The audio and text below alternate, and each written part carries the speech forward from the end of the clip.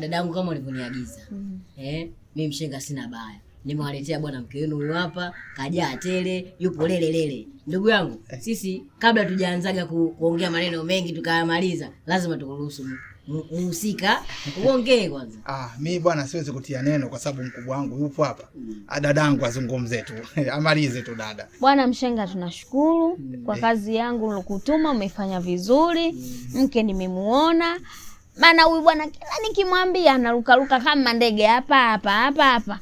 Nashukuru bwana mshenga. Asante sana. Chumba iko, jiko liingie ndani. Sawa dada, mimi sina neno. Mimi bwana nataka nimuone bibi harusi. Maana uwezi ukamkaingia ndani bila nyinyi ndugu zangu mkamuona shemeji yenu na wifi yenu bwana. Basi tumfunue bibi harusi. Basi tupige vigelegele.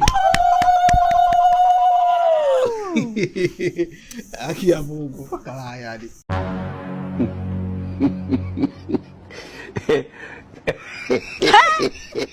Toba mapya. Kitu gani hiki?